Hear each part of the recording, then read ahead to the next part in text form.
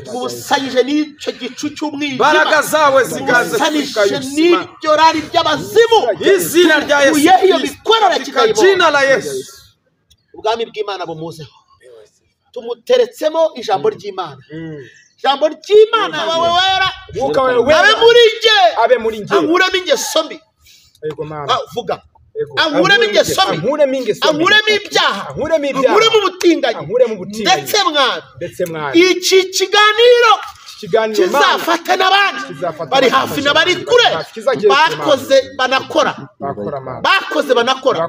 ingeso.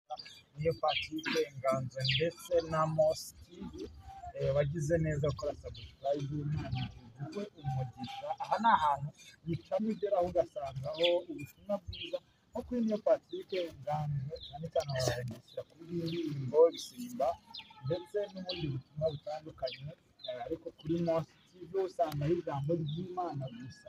None icamo ugeraho ugahembuka. Hari umuvandimwe avuga ngo ikaze kuri Ntemburo, nawe hembuke, nawe hembura abandi. Rero nawe ngwino kuri izi cano kugira ngo uhembuke, nawe uhembure abandi. Utarakora subscribe rero ni ukuri hangane, kuko udasanzwe subscribe wazanga gerageza nawe ugakanda nawe watinze se reka barangire nabi turakora. Ariko imbere ya kamera ndi kumwe n'abakozi b'Imana. Umuntu wagiye uvuga ngo abakozi b'Imana ngo abana b'Imana ngo n'abakozi b'Imana, tuzabigarukaho tubisobanure, dushaka umushinga dusa, ahubwo turi kumwe n'abakozi b'Imana cyangwa abana b'Imana, ab'Imana yishimira. Ndi kumwe na Niyo Patrick kuri channel ndetse na Moses, na Pastor Moses, ari nawe ufite cyangwa Moise. Moses na Moise umushumba mukuru w'idini ntaramenya, wihangane sinyapfa kuvuga itorero, vuga idini ni uko mbayeho arabitubwira. Patiri ngo umwanya wakira aba bantu, yakiriye n'umushumba, dore amavuta ararutana, nemera amavuta yawe, arakoze. Turabakiriye mu izina rya Yesu, kumwe n'umushumba Moise, yenda mwubaha, amavuta yenda yubaha, ari mu bantu n'igihu byinshi, ari mu bantu banyeretse umurongo umukristo nyawe akwiye kugenderamo, kuko nzi ko inshuro nyinshi twagiye dutaramana mu rusengero yara ashumbye muri ADPR, ndaza kugira ngo ni n'umuntu woroheje, ni umushumba muri ADPR, kumwe na Kayusi namugereranya n'umwizera mushya, wenda kuba icyari mwigisha. Ndabakiriye rero mu izina rya Yesu, nyakubahwa mushumba Moise, turakwakiriye kuri Niyo Patrick Nganzo, ariko kandi tunakwakiriye iwawe kuri Moise TV, Mose TV, byose ni ibintu turakwakiriye. Murakoze cyane, nanjye ndanezerewe kuri Niyo Nganzo Patrick kwibonaho, ariko si cyo gikomeye cyane, gikomeye ni ukubonana n'abakunzi b'umusaraba wa Yesu, tubaganiriza ibya Yesu. Rero dushimye Imana kubw'uyu munsi, ntekereza ko nubwo dufite ishimwe, ariko n'abatubona nabo bari bugire irindi shimwe, kuko muririmbyi yaravuze ngo ni byiza kureba ab'Imana bateranye, gusenga gusa n'indirimbo byabo bitumbagira mu ijuru. Iyo umuntu asenga hari imiryango ikinguye, rero guhura kwacu ntekereza ko atari igihombo. Bene data bo kuri Mose TV nabo tubaye ikaze, bagubwe neza, Imana ibahe umugisha. Kayumba neza, turakwishimiye, uri hagati y'abantu babiri, y'abakozi b'Imana babiri. Uriya ni umukozi w'Imana Patrick, nanjye ni umukozi w'Imana, twese mu ngeri zitandukanye, ariko turi abakozi b'Imana. Aho mu Cyongereza bandika ngo ni servant of God, cyangwa se we serve God. Yes, dukorera Imana, buri wese akayisavinga cyangwa se akayikorera bingana n'umuhamagaro Imana yamuhaye. Nagiraga ngo rero dusuhuze, natwe turakwishimiye, niyo mpamvu twamushyira hagati kugira ngo ayo mavuta akomeza kurene akubungabunga. murakoze cyane abadukurikiye Yesu ashimwe kandi ikindi nishimiye ni uguhura nawe pasiteri mukuru Moise. Ikindi nishimiye ni uguhura n'umubyeyi no Patrick Nganzo.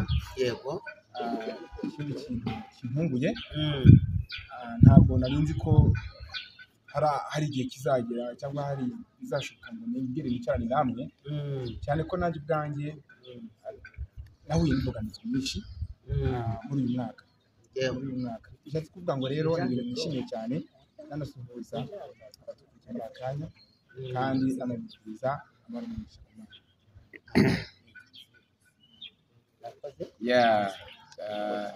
ni igiciro gikomeye.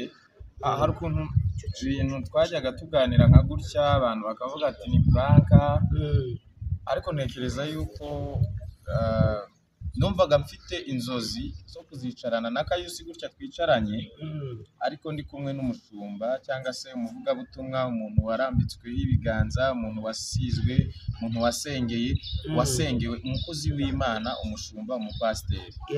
Ibyo rero ndi umuhamya wabyo, kuko ntabwo ari ibipapirano nk'aba bashumba tujya twumva. Kanya wenda Bobo araza kubivugaho, turaza kumuha umwanya ko niwe uyoboye ikiganiro njye nari ndi kwakira. Ntago abantu mubonye Moses bwa mbere ni umwe mu bashumba bo muri ADEPR. Ntabwo Moise ari umushumba hano kuri social media nk'uko abantu babitekereza. Ntabwo ari muri ba bantu b'inzaduka, ni umwe mu bashumba bemewe. Abenshi banze muri ADEPR. Yego, wenda twe gukomeza kubikora kugira ngo bize kugenda neza. Yego, ariko benshi niho banze kandi ikinyarwanda dukoresha. Bo nari ndimo ndabakira, murakoze cyane. Reka nsubize kugira murakoze Pastor Moise wajya kumujya mu nyina w'igitoya nta kibazo nta nuko ariko umutima wa cyizere kandi nicyo gisabwa. Bigeze bwankora ibiganiro nk'ubita idini ngo basigaye bameze nk'aba bandi baminina umubu bamwe bakazimira bunguri bakubitaga idini. ko n'ubu ntabwo ndabyoroshye, nanga idini. Ariko wenda kugira ngo bitanakutugora, ndagira ngo mumenyeshe ko umugeni wa Kristo ari mu idini ni ryo torero, ariko arererwa mu idini. Rero uryita idini cyangwa uyita amadini ntaho uzayashyira, kuko niho umugeni wa Yesu ari. Yego, ahubwo igihari ni uko umuntu uzi ko idini ririca, idini rirababaza, idini rirahemuka, idini riranduza, idini rirefuriwansa, idini rihindura imyizerere. Ariko itorero, iyo umuntu yamaze kugera mu idini akayoboka itorero, nyumve neza, iyo wageze mu idini ukayoboka itorero, uva mu myumvire n'imyizerere y'idini ukinjira mu myizerere ya gikristo. Kristo agasigara kumurikira ari we mucyo. Icyo gihe ntabwo uba ukigengwa n'amabwiriza n'amateka y'inaha, ahubwo kuko birabanga abayoborwa n'umwuka nibo bana b'Imana. Uva muri kondisiyo z'idini ukinjira muri kondisiyo za mwuka wera. Aho rero ngo ntiwe ukiri uwawe ngo wigenge, ahubwo usigara ugengwa n'icyo bita otorite y'ijuru. Haleluya. Ibyo rero biduha ububasha n'ubushobozi bwo kuba mwiza tutarabizi, bwo kuyihagararamo ariko yitadufiteho ubushobozi. Kubera iki? Haleluya. Bibiliya ngo abakristo Yesu bazukanye nawe, bapfanye nawe, bahambanwa nawe, bazukana nawe, bicaranye nawe, ubu turi mu ijuru mu buryo bw'umwuka. Imana ishimwe. Aba bantu rero baba mu idini, ahubwo ntabwo ari ab'idini. Imana ishimwe. Tuba no mu isi ariko ntiturabizi, turi abashyitsi n'abimukira. Aho rero aho ngubita naho ndwanya ni ukuba uw'isi unaba mu isi ukaba mu idini uri n'uw'idini. Yego, iryo jwi ryawe Imana igiriha agaciro. Ahari nuvuga ijambo rivuga ngo hamagara, wenda hari uwakumva. Ahari hari uwakumva, barabyumva atari iki. Hamagara wenda ahari hari uwagira gute, hari uwakumva. Ndashimira Yesu waduhuje. Yego, komeza ikiganiro. kandi nuko abarokore twabaye maze dusenge ndabyumva nijye nuko twagiye mwami Yesu turagushimiye haleluya duhaye umugisha wo guhura n'abana bawe Singizwa rurema. duhaye ikaze umwuka wera haleluya haleluya naze akore Shema. mirimo n'ibitangaza amamara kandi guhera none uyu munsi abantu bakubone Yego. babone kugira neza kwawe Haleluya. duhamagaye umwuka wera ngo ayobore iki kiganiro imbaraga z'ijuru abaruha aba arizo ziboneka muri uyu mwanya haleluya dutesheje agaciro Izina rya Yesu Kristo. dutesheje agaciro ibitava ku mana imbaraga z'umusaraba zinyeganyeze ubutware bw'umwijima Imbaraga zawe oh ziganze Mana. haleluya zinyeganyeze ibitavuga imana bituze Haleluya. amena ahubwo umwuka wawe wera agaragara Amen. dukinguye imitima ngo uganze mu izina rya Yesu amen amen ayavanga ngo ikirere kirafunze ikirere ni umuntu Gifungutse cyumva. kiratibutse kiratibutse numva kandi iyo kitibutse kikaza muri njye amagambo ndayavuga aragushira abo ushaka kubona amarira ashoboye yo Baratemba. ariko ndabikumbuye amen basa sinkubeshye nyamenya kubeshya mba nkumbuye wigira ubwoba ndi mu bihe byiza nanjye byo gusenga ngenda bikumbuye kandi nubwo ntari Mose ariko Mose ntagihari Eka Mose Moyize mushumba azadutegura umunsi dusenge. taramye ibyo ndabyemera Arambye Patrick ndabyemera ahubwo icyo nari ngiye kumubwira ijambo rimwe wenda n'abandi baryumvira aravuze ati nkumbuye ibi byo gusenga ndavuze ngo sindi Mose kubera ko Mose niwe wari ufite imbaraga ngo avungurira yigeze yenda ku mwuka umurimo yuzuza abantu 70 Yeah. umwuka wera yenze ku mwuka umurimo rero nge ntago ndi Mose cyokora ndiwe wa kino gihe ariko sindi Mose wa kiriya gihe. Bakiraye. ariko nanjye mu bubasha n'ubushobozi nahawe mu bihe bindimo byiza Kristo yashyize Yeah. ndumva nabavunguriraho Amen. Imana ishimwe ntuze kugira ubwoba asante kuba wumva hari ibihe ukumbuye hari igihe tuzategura koko nk'uko Patrick abyifuje ariko n'uyu munsi umuririmbyi yaravuze ngo ubwo ugenderera abandi nanjye ntusiga ni ukuri uyu munsi nawe Imana ntigusiga amara hagira igikoreka ku buzima bwawe ego Okay. Reka twatanye tugende ku bw'igihe niyo Patrick niwe nteraho cyane hari ikiganiro nabonye wasohoye uvuga ko Kayusi yakunaniye ugaragaza n'ibyo yari arimo arakora sinagikurikiye ngo nyirangize kugira nzare kurangiza ibiganiro ntabwo Amerika mwibwiye ko nzabireba ngo nyirangize buryo nyimara kumva Patreon banumvishije ibikubiyemo kuko mbibamo niko kazi nibwo buzima yego ariko wagaragazaga ishusho Kayusi wagerageje kumujyana ariko bikanga akakunanira yewe unavugamo ko muri titire wivugiye ngo Kayusi yarananiye yasubiye mu butinganyi kandi ntacyo ntakoze anya n'uwawe nakubaha bayo Ya, ukuvuga ngo buranagiye gusohora kiriya kiganiro numva mfite agahinda katoroshye urugamba ndutangira kuri Kayusi ndwana intambara kugira ngo ndebe ko Kayusi yava mu bihe yari arimo byitwa ubutinganyi ni urugamba rutari rworoshye nagerageje ibishoboka nk'uko abenshi mwagiye mubirebesha amaso rimwe na rimwe nkabona ko byanze bikunze ejo hazaza bizabyara umusaruro uko ari ikintu cyo kwishimira ko Kayusi yaretse ibijyanye n'ubutinganyi no kwirirwa byamamaza no kuba uri umuntu w'umugabo ufite indangagaciro z'umunyarwanda kwambara ijipo ntabwo mbona ko Kayusi kwambara aka gakote nka gutya kambaye kwambara neza nk'abagabo mbona ko ari ibintu mu by'ukuri bimuhesha ishema nawe mbona ko kuva mu butinganyi ari ibintu nyine ubona ko hari icyo byahinduye ku buzima bwa Kayusi ariko mu minsi yashize Kayusi niba ari imyuka mibi mugani we nk'uko waravuga ngo imyuka mibi mugendaho ankorera ibitangaza birantungura yo kubona mbona Kayusi yambaye ubusa mu gatuza yambaye karuvati ipantaro afite Bibiliya mu ntoki arimo arasunda arimo araceza aririmba ngo iby'Imana ikora biradutangaza ngo ubu ngubu nuko tugiye kujya tubyina izi ndirimbo z'Imana. Amarira yahise atemba ku maso yanjye, ndi umuntu w'umugabo, ndeba uru rugendo twari turimo, ndeba imvune twavunikanye na Kayusi, ndeba indirimbo twaririmbye duhembura imitima y'abantu, abantu batangira kwizerera muri Kayusi. Nahamagawe n'abantu barenga 10 bambwira ati Patrick babatinganye, tubabarira utubwire basi duhure nawe natwe dufashe tuve muri ibi bintu kuko ntago bikwiriye nkuko wafashije Kayusi.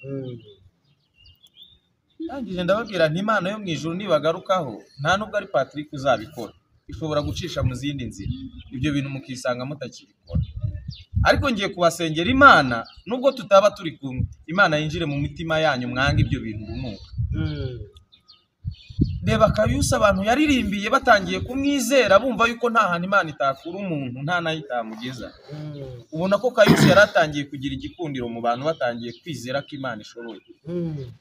Ejo bundi ngiye kubona mbona Kayusi yambaye ubusa arimo arasunda agira gutya na Bibiliya. Anasubiramo indirimbo yaririmbye kera, ngo Satani ngo gira gutya ngo ibiki n'ibiki. Ndababara, narababaye, numva neza umugongo. Hari ukuntu burya umubyeyi umwana acumura, burya bajya bavuga ngo amatako, yego ngo amatako y'umubyeyi acumura yicaye, umugongo neza uvuyeho. Ndavuga nti byibuze Kayusi ibi bintu yaza kubikora nka Kayusi ubwe, ariko iyi Bibiliya akayubaha. Bibiliya yera, Bibiliya irimo ibyizerwa, Bibiliya irimo inzira umuntu ashobora kugenderamo agakira, akaba umutunzi, akaba mbese agahindura isi. Bibiliya arayifata ajya arayikorera, arayisunda, nayikorera amarorerwa nkari. Ndababara, nanga kwirirwa muhamagara kuko icyo gihe nari mfite umujinya, n'abandi muhamagara mfite uyu mujinya ntago ndi bube mwereye imbuto. Ngiye kera kabaye ndabibika ndabyihorera, Bobo yarabizi, ndabibika ndabyihora. Ejo bundi ngiye kubona none mbona Kayusi yasubiye mu ikanzu, mbona ari kumwe n'uwitwa Iki. Nawe n'umutinga, yari umugore wa Kayusi mu bihe bya mbere Kayusi akiri umutinga. None ngiye kumva numva aravuga ati abakristo babaye inyatsi. Hano ndabifite ndabifite, hari igihe wenda abantu tuvuga ibintu bakagira ngo oya Patrick wibijyamo kandi nyirabyahari. Kuvuga ibyaha noneho ndababara, murabyumva kuko ntacyo bizamureho.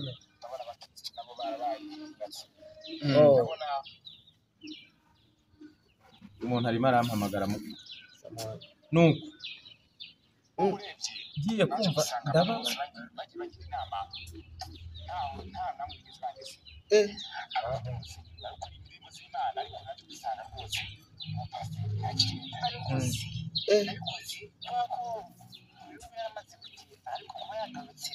Mana we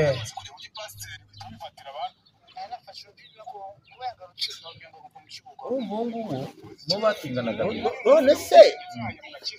None se ko yambaye ikanzu kandi ari we mugabo, bose bambaye ikanzu, bya bintu biracuramye, bose bambaye ikanzu. Ibyo bikuyemo ari ngo ndabye iki kiganiro ndababara. Kayusi aragira ati abakirisitu bambereye inyatsi, kandi abo bakirisitu abenshi nta nuko batagize ngo ase gutya. Kayusi izi kamera mubona nyinshi zagiye zimuha ibiganiro, zamuhaye ibiganiro kubera ko Kayusi yahindutse. Yego, nk'ubu hari amachannels menshi agiye atandukanye Kayusi yakiriye Kayusi kuko babona ko Kayusi yabaye undi muntu atakiri umukinga, kandi arabizi yanarabyanga. Yego, ariko Kayusi ibyo bintu byose abitesheje agaciro, aragiye asubiye muri bwa buzima. Nawe ureba umuntu wari warambaye ikote rimubera atangira kuririmbira Imana,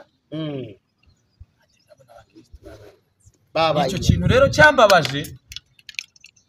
Kayusi narahuguye ntako ntagize, ndavuga ni Kayusi arananiye. Ubu no kwemera nibwo naraye mbitekerezaho abana, ariko Kayusi dukwiye kumutererana. Abantu benshi bambwiye, nasohoye ikiganiro urebe comment baravuga ati mureke ntacyo utakoze, ariko Kayusi ntago dukwiye kujugunya.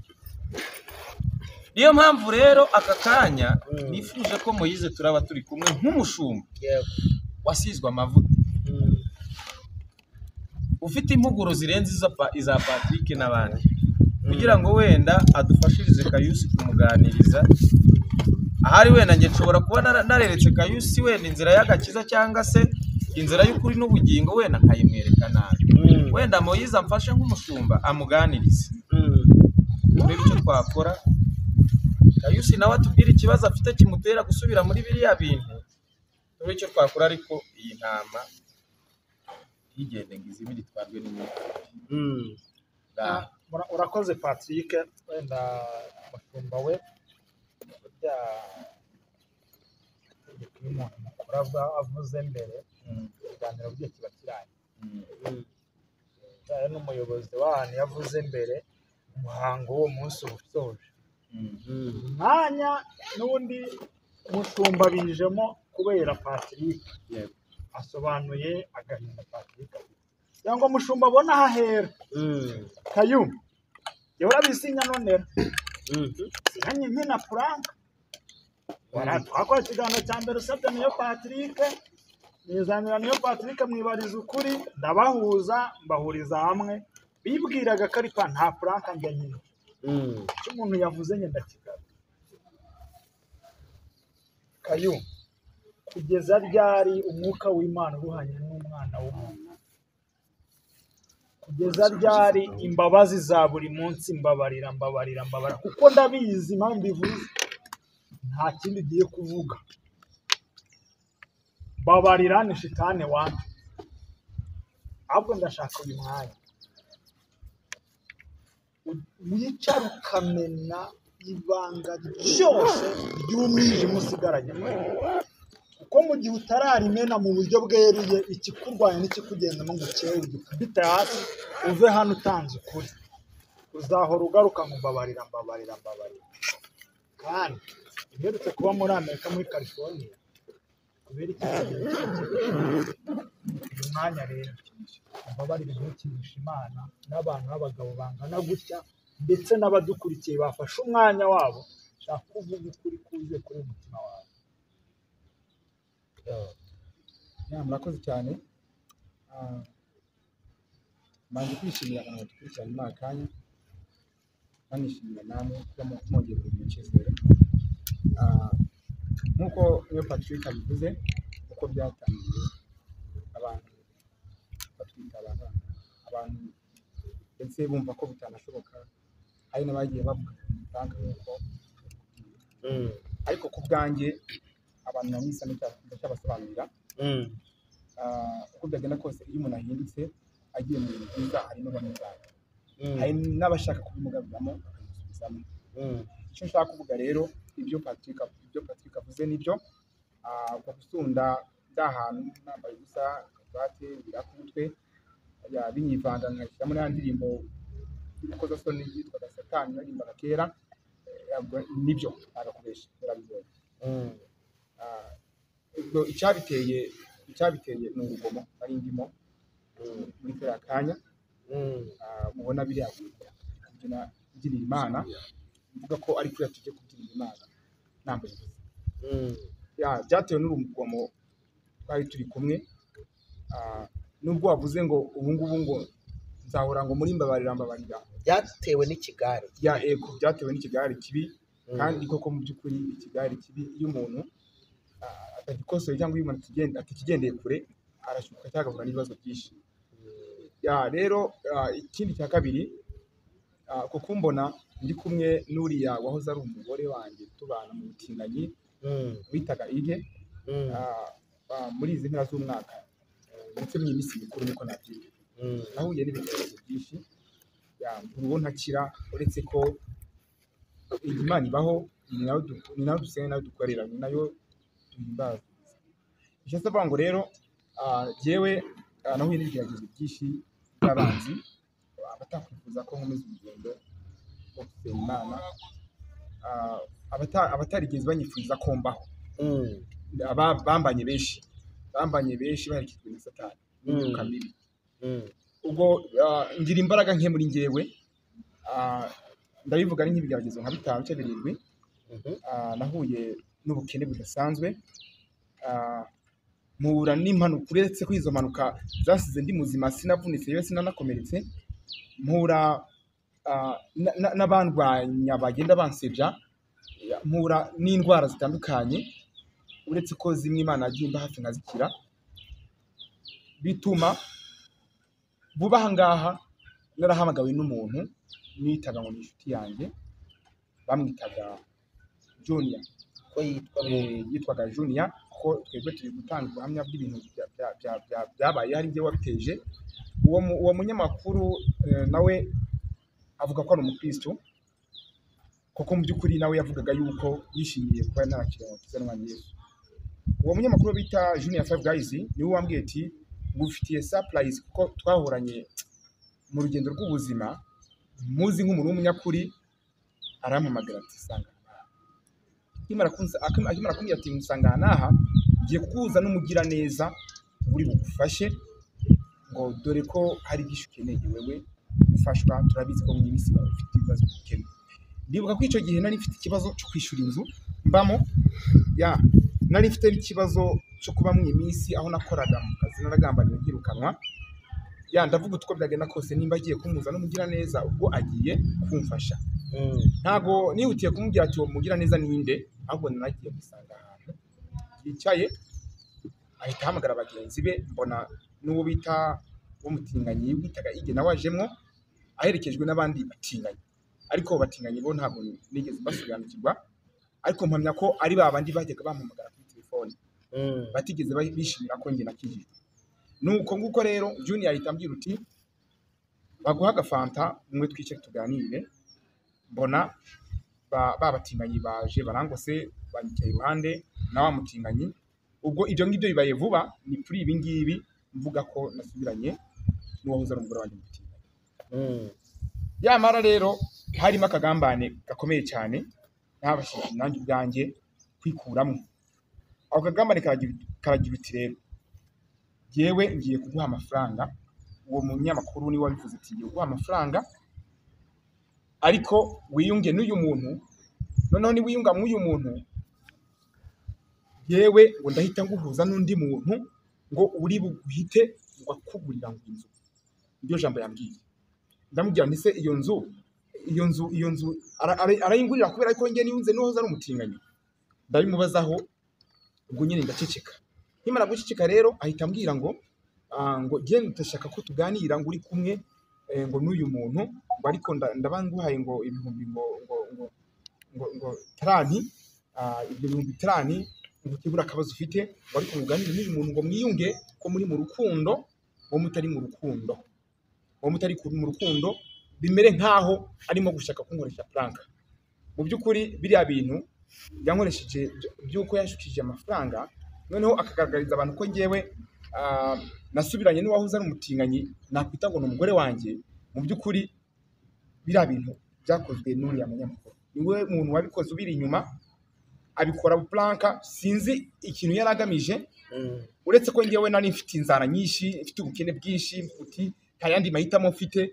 Ubwo bihuriranye n'icyo kibazo cy'ubukene, reka mu mafaranga mpaye nyafate, ariko ndi busaba imbabazi. Nyuma yaho nzasaba imbabazi amakosa njye nakoze, ariko abantu ntabwo ariko babifashe. Urumva ko abantu bantakaje icyizere. Hagati aho ngaho rero ngewe ntagiye kure, bajya bavuga ngo ibuye ryagaragaye ntabwo riba isuka.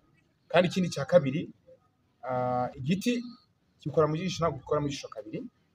Amakosa nakoze ndakeka ko ari naho makosa njye nakoze aremereye cyane, akanatuma abantu benshi banakariza icyizere, akanatuma buri muntu wese anyuza mu ijisho, haba ku Mana, haba ku bakristo, haba nawe umupasiteri mukuru, haba n'uyu mukozi w'Imana niyo Patrick. Rero narabarakaje abanyarwandakazi, nanarakaza n'uwo bita umubyeyi, ngendeye mu kigare nanashutswe n'utuntu n'utundi nakwita ngo n'udufaranga, nanashutswe n'inshuti zanjye. Mu by'ukuri yewe nagize ikibazo cy'ubukene kugeza ubwo numvaga nakwiba, kugeza ubwo numva nabisubiramwo, ariko ku mutima wanjye bitandimwe. Bishatse kuvuga ngo rero biriya bintu byakozwe harimo igishuko kidasanzwe, kuko sinavuga ngo ni imiti banteye, sinavuga ngo ndi n'umwana, ariko byakozwe bitewe n'ubukene bwanjye. Ndavuga uti reka nemere ibyo ambwiye uyu munyamakuru ayo mafaranga yame ngende nyakemuza utubazo twanjye noneho nyuma yaho nzasaba imbabazi abanyarwanda n'Imana. Uwo niwo mwanzuro wafashwe uwo munsi bita bahita banyambika ijipo. Iyo jipo nubwo nayambaye bari bambwiye gushyiramo n'aya maherena, bambwiramo no gushyiramo n'aya misatsi byabindi by'ubutinganyi. Ndababwira ati murantunguye, nta nubwo ibyo bintu nari mbyiteguye, kandi ibyo bintu yewe nihaye umurongo wo gukizwa, nihaye umurongo wo gukorera Imana. Yewe nakirakiza mu Yesu ngo yango ntago dushaka ngo twebwe gusenya, ngo twebwe turashaka guhuza ngo no muntu uri buguha amafaranga ngo akakubakira n'iyo nzu. Ndavuga uti noneho nanjye ngiye kubona umuturirwa. Ndavuga uti ubu wenda utwo dufaranga ampaye reka ntinyerereho mufate, ariko simenye ko ikibiri inyuma ari ukunsenya inyuma no kuntiranya n'abo dusengana no kuntiranya n'umubyeyi wanjye. Hagati aho ngaho rero ngewe umwanzuro nafata muri aka kanya umeze neza uretse umuhungu wawe hano uretse Kayo nakubwiye ngo nta kindi ngiye kuvuga sibyo kandi n'Imana ihora itubabariye, kandi turarimenyereye n'Imana ihora itubabariye. Yego aho mubaza muri ubwo bukene wahuye nabwo wahamagaye niyo Patrick mbere yuko ubijyamo abati niyo Patrick ndaburaye cyangwa bigendekeye gutya nkora iki nk'umubyeyi we nta cyazaranirwira hagera. Okay, ntago nabimubwiye. Nanze guhora mugora kuko niyo Patrick mwitura ibibazo byinshi pe byinshi bikamubera umutwaro n'umwikorero nawe bwatashoboye. Yari yakwikoma akwinuwe bitewe n'amakosa naba nakoze agaragarira rubanda cyagaragarira buri umwe wese ashobora kunyikoma, ariko umubyeyi aba yemerewe guhana umwana we utarayakora. Waramuhamagaye ati niyo Patrick banyirukanye mu cyamuhamagaye ahubwo umaje kuyakora. Abwo amakuru mfite gute wari uvuye y'amafaranga ukiba ko niyo Patrick hari kandi uvuye muri bizanye y'amafaranga. Uko byagenda kose nigeze kumwandikiraho kuri WhatsApp ndamubwira ati se ko nakoraga nibuka mu kazi bikaba bimeze gute biragenda gute. Arambwira ati muri iyi minsi ngo agiye kubinkurikiranira uburyo yabinsobanuriyemo nyine nk'umuntu nawe nibwe nari ntunguye. Ngiye kubigukurikiranira, hari utubazo nari maze iminsi ndimo twatumye amafaranga yanjye aboroka bitewe na simukadi, bitewe n'ikibazo wenda yagize. Ndabyumva numva ko nawe afite imbogamizi yo kuba atabasha guhita abona amafaranga ako kanya. Ndatuza karame byumvishe byose ko byagenze. Nk'umushumba agira icyo ubivugaho ubundi dufata umwanzuro w'ibintu nyuma yatumva Patrick icyo abitekerezaho, nyuma yatumva icyo Patrick abitekerezaho twumvise n'icyifuzo cya Kayusi. Niwine Kayusi reka tuye kukuvuna nta yindi jambo n'imbabarire nicyari ugenewe umwanzuro ugiye gufata. Icyo navuga wenda Bobo reka nkwereke turi gufasha Kayusi ariko hari n'abandi, hari abandi ndetse tubonereho no gufasha n'abandi bantu bari barishimiye ko Kayusi yavuye mu butinganyi agakizwa. Tubabwire ko tutaje mu mwanya wo kutrena no gupfusha umwanya ubusa, ahubwo twaje dufasha umwanzuro wo gusengera Kayusi ngo ahinduke, kandi ahinduke byuzuye. Uko ijambo ry'Imana rivuga, ngiye kuvuga ibintu bitatu biratuma tunaza gusenga tunamusengera. Icya mbere, Bibiliya iravuga ngo kwifatanya n'ababi konona ingeso nziza. Ni ijambo rimwe iryo konona ingeso, kwifatanya n'ababi konona ingeso nziza. Ni ijambo risobanuye ngo igihe cyose uri umuntu w'Imana uri mu nzira ye kujya kwegerana n'Imana ariko ukifatanya n'ababi bita byonona ingeso zawe. Icyo rero ni icya mbere.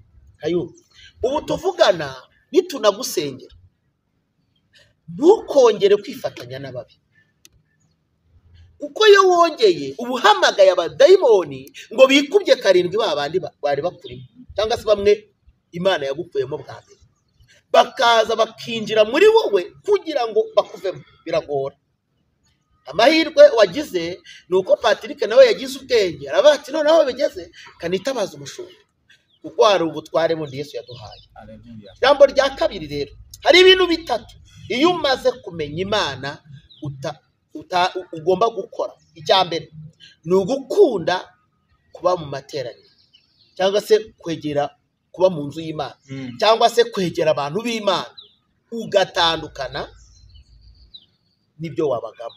Ijambo rya kabiri ni uguhindura timu, ni uguhindura community wabanaga nayo. Niyo twakurambikaho ibiganza n'ibirenge ariko ukaguma kwitaba ba bantu mwabanaga muri izo ngeso, Kayubu twagusengera ibihe n'ibihe ibinyejana byashira utarahinduka.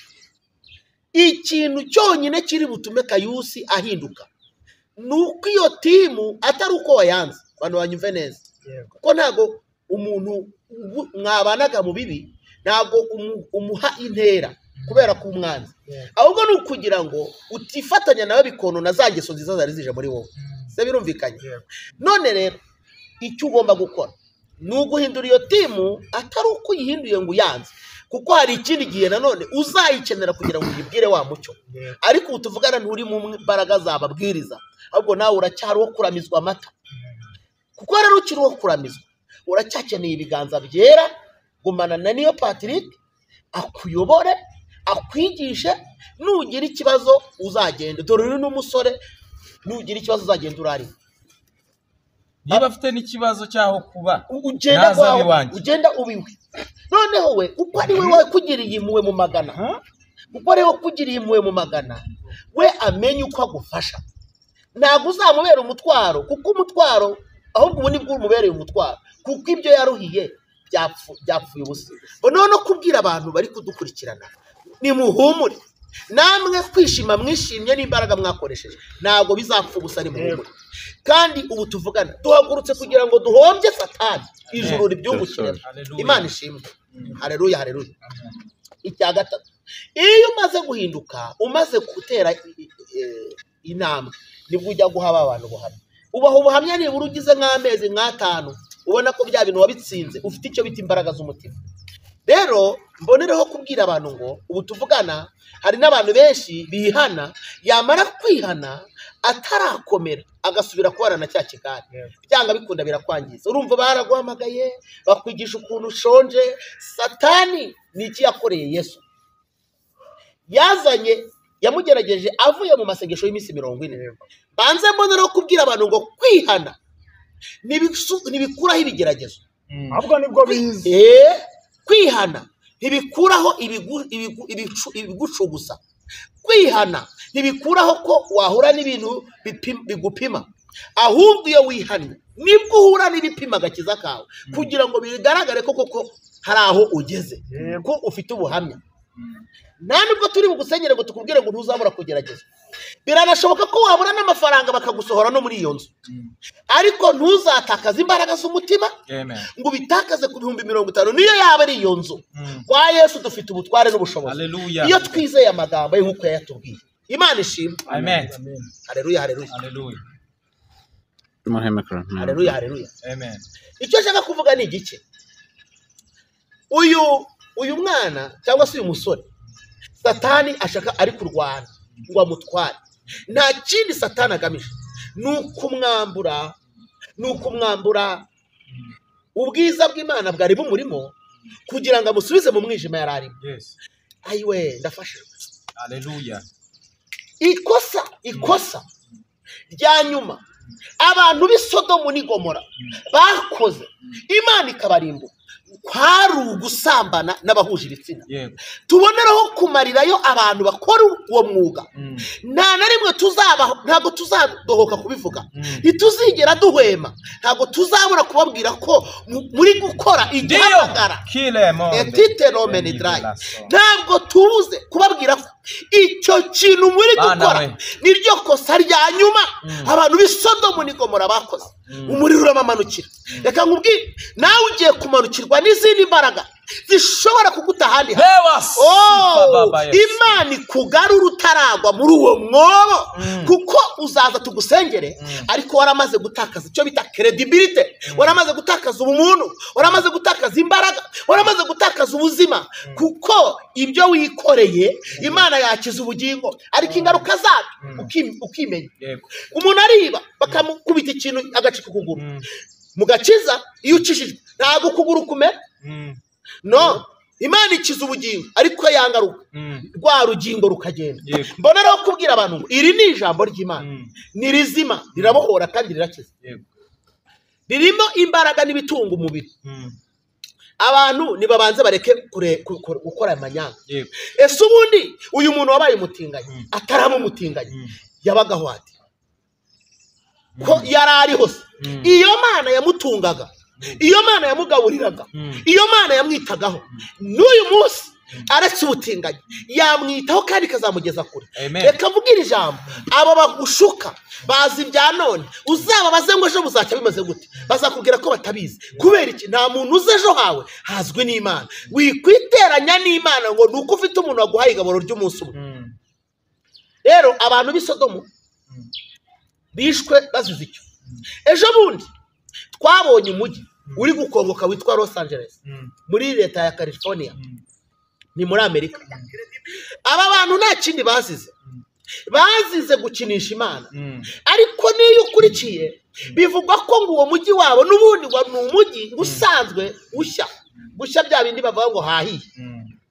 Barabyibuka mu mvugo z'aba none iyo bavuze ngo twahatwitse, ngo hahiye, ngo twatwitse turamanuka, ngo bari basanzwe batwika bakamanuka, ngo nta kintu na kimwe cyitwa icyaha kitabagayo. Bibutse ko mu 1900 iyi leta ya California niyo yavuyemo ubutumwa bwiza bwakwiriye ahantu henshi. Bivuze ngo iki?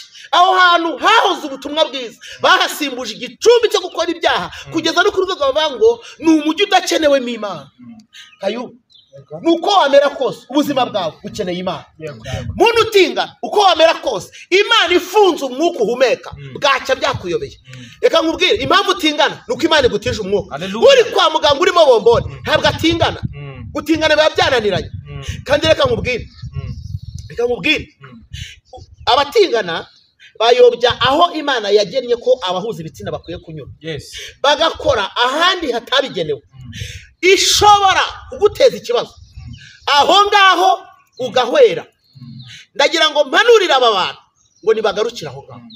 Uzi ko abikora wese mumariyeho inzira ku murima. Mubwire ngo Imana igutegeye amaboko ngo ikwakire, ariko niwanga. Mvuko ijambo ry'Imana riravuga ngo nimugaruka nzabagarura kandi nimukuri ishimwe mu bigaho muzaba nk'akanwa k'Imana.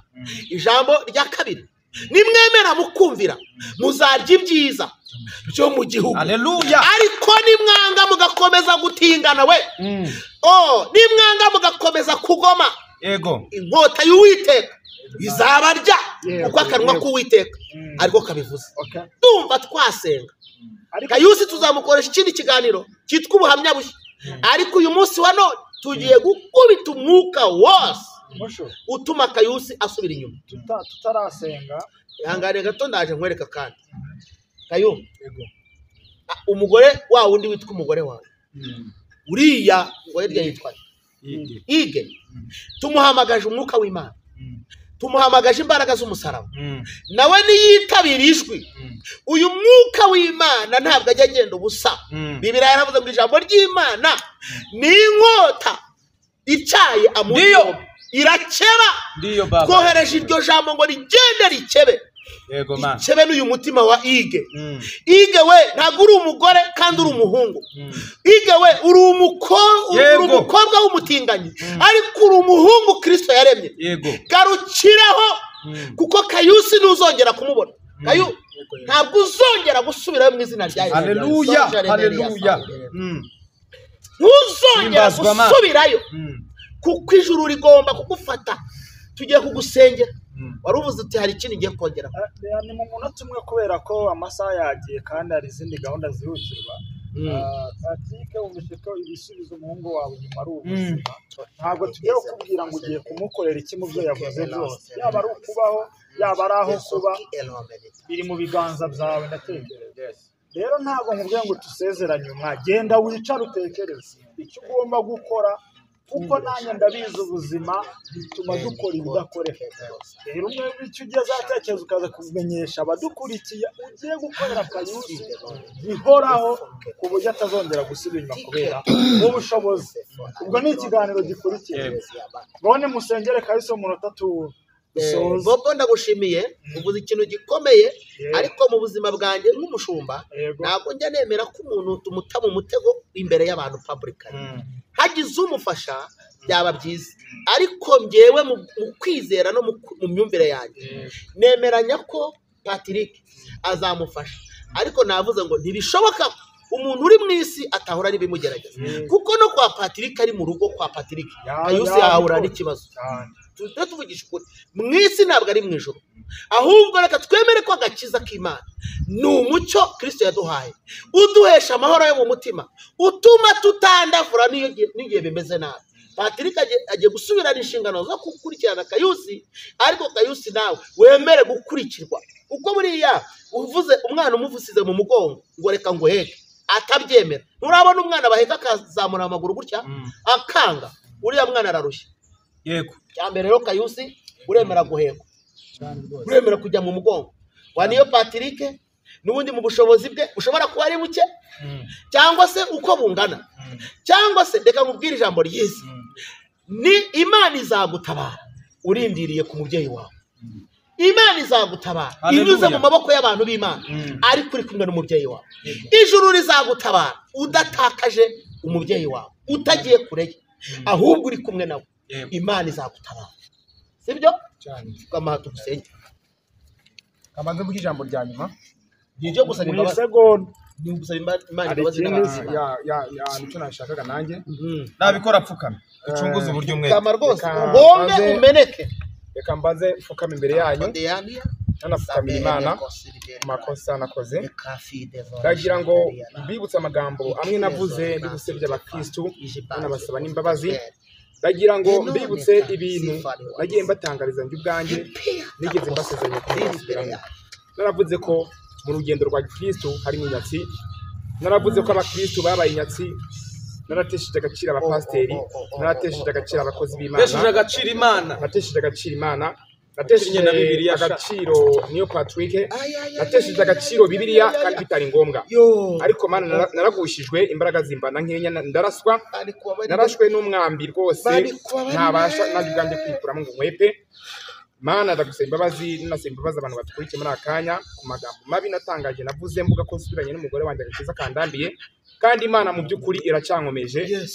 Mu by'ukuri nashutswe n'abo nitaga ngo ni inshuti zanjye, nashutswe n'abagambanyi, nashutswe n'abakozi babi ba Satani, nashutswe n'ibigushwa bibi Mana. Ariko ndagira ngo nsaba imbabazi muri aka kanya, nsaba imbabazi abadukurikiye. Imbaraga zawe Mana, imbaraga zawe Mana zikomeze zinkomeze, babwira ko ibintu nabatangarije bitagikunze kubera Imana ikifiteho umugambi ukomeye n'abakristo bose muri rusange. Ndabibasabye mu izina rya Yesu, amen. Mana mu izina rya Yesu, shede prayasika sholayi tombeli yala irukana imbaraga zikuzimu, izina rya Yesu Kristo, irukana umwuka w'ubutinganyi, izina rya Yesu Kristo, irukana imbaraga zose wa mwuka w'ikuzimu we, wa mwuka w'ikuzimu we, ndakwirukanye, ndakwirukanye, ndakwirukanye, ndakwirukanye, ndakwirukanye, ndakwirukanye. Sifaba Mana we, Mana kwinjiza Mana, soka muri uyu mwana w'Imana, turamubohoza, tumufatisha imbaraga z'umusaraba, amaraso ya Yesu yiciye imigambi uyu mwuka w'abatinganyi, tukubise hasi uyu mwuka w'ikuzimu, umwuka w'abaryama n'abahuje ibitsina, baba ari abagabo cyangwa baba ari abagore, ndawutwitse mu mbaraga z'ijuru, mu mbaraga z'umwuka we.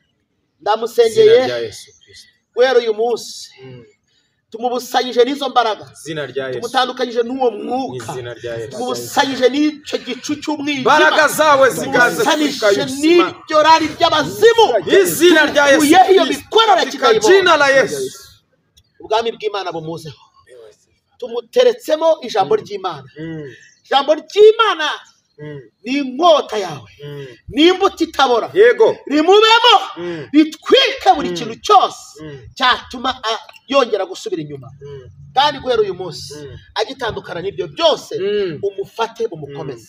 Subiramo aya magambo, vuga ngo mwami Yesu ciye bugufi Mana, guhera none ndihanye Mana, ibyaha byanjye birimo ubutinganyi, gusubira inyuma, gukora ibizira Mana, gusebya izina ryawe, gutakaza indangagaciro z'abantu bihannye, ndabyihanye Mana. Kandi guhera uyu munsi ndagusabye mwami, kuri izina ryanjye mu gitabo cyo kurimbuka, mu gitabo cy'ubugingo, umwuka wawe wera abe muri njye, ankuremo ingeso mbi.